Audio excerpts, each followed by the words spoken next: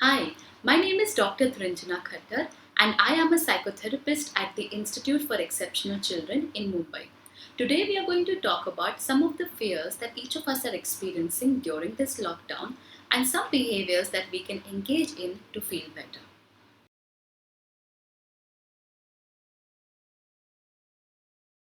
The two main fears of I don't know what's going to happen next or what if is being experienced in a very unique way by each of our family members. The very young children may be getting clingy or angry or even irritable. Those going to school may be getting excessively bored and they may not be listening to us very keenly when we ask them to complete a task. For little older children who are in high school, they may wonder what it's going to be like when they do get back and what is it going to take for them to get that motivation back.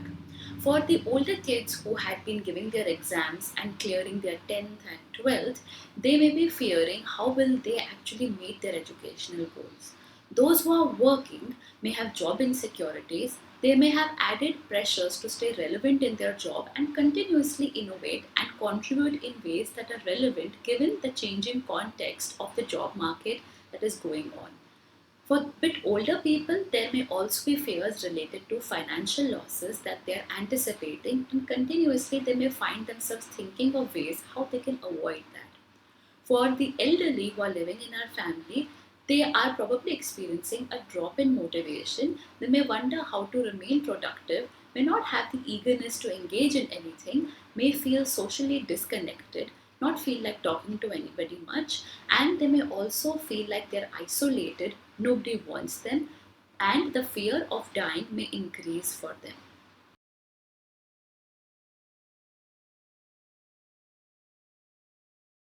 Let's understand what is the purpose of this fear. Imagine you were walking on the road and you sprained your ankle.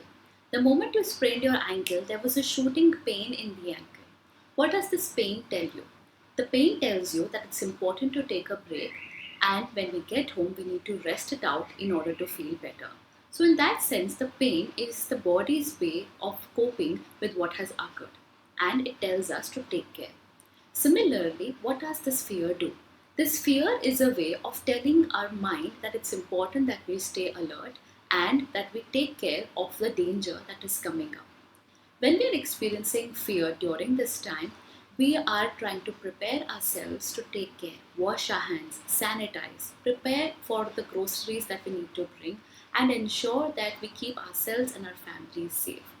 But when this fear takes over and impacts our food, that means our appetite either reduces or we're eating too much. It impacts our sleep, which means we're unable to sleep much. It impacts the way we interact with others, or it also impacts our own mood and we are not able to remain cheerful or have a calm mind. It's important that we address this. Psychologists call this fear anxiety.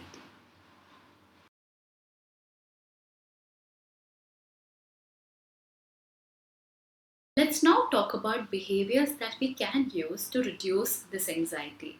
The first one is that we need to eat food that is easy to digest. Many of us may be experiencing that when we are home in this lockdown, we are continuously munching on junk food or a processed food. However, this is not healthy as it's going to make us feel bloated, and also the food that we are going to eat is going to be difficult to digest. It's important to avoid what is called craft food. C for carbonated drinks, which is all the packaged juices or even cold drinks that you may be having during the summer heat.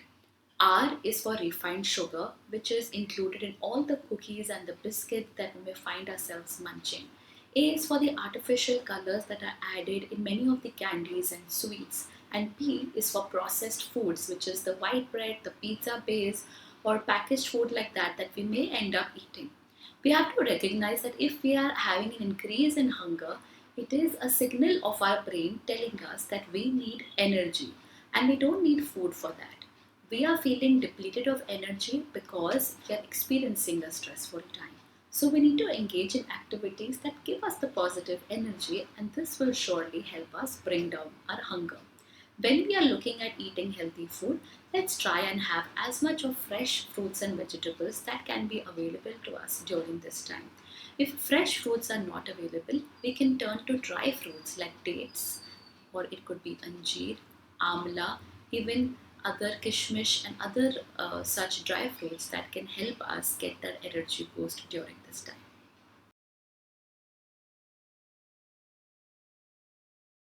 The second thing we need to remember is how to focus on the present. The fear is usually about what is going to happen in the future, or we may have certain regrets of how we didn't take care of things in the past. So, being in the present will help us to also reduce this fear and anxiety. And how can we do that? We can engage in activities that help us focus in the present.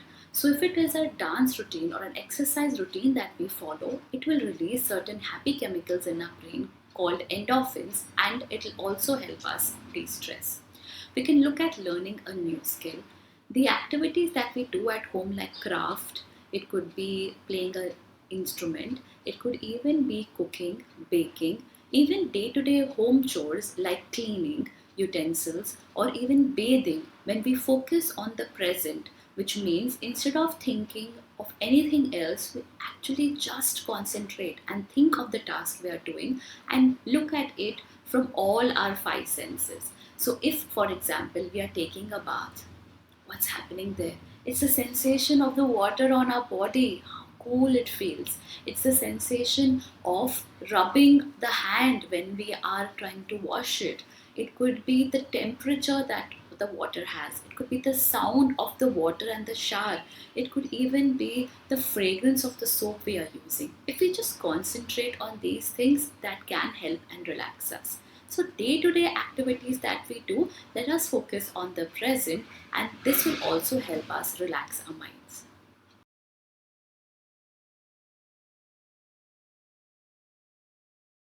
When we are experiencing anxiety, our nervous system gets a message that there is danger and it has to be alert. If it remains alert for a long time, it reduces our immunity and it also slows down our digestion. This is really not good for our body health because we then experience a lot of fatigue and we don't feel energetic to do anything else. So it will be really important to calm our nerves during this time and reduce this anxiety. So, how can we do that? First of all, we need to rest as much as possible and even sleep extra if need be. We can practice deep breathing exercises, maybe 5 to 10 minutes in a day. But sometimes this is not possible, so even one mindful breath at least once every hour is adequate to give the message to our nervous system that it's okay. The next thing we can do is try access sensory rest. It could be by closing our eyes when we are doing a task which doesn't need that to look. It could be when we are lying down and we can raise our legs so that there is a drop in blood circulation and we save that energy. It could also be in the evenings when there are a lot of lights switched on and maybe we can switch off a few. This helps to calm the nerves.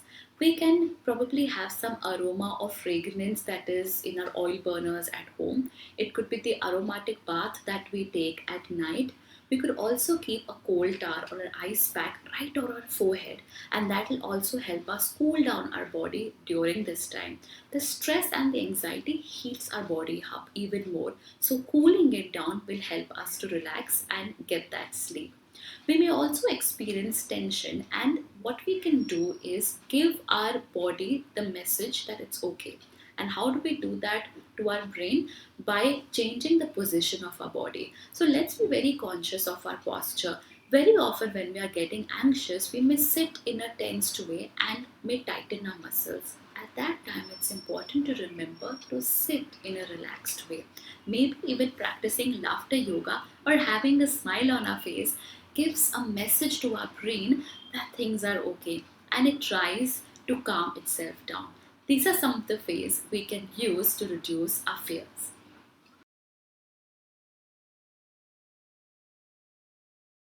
The fears that we're experiencing are not uncommon and they are not unreal.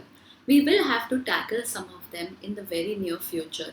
However, by continuously thinking about them, it's not helping. We are continuously reducing our immunity and also impacting the home environment. That's why it's very important that we follow these 3 steps and try to keep ourselves free of anxiety, or at least learn how to manage it.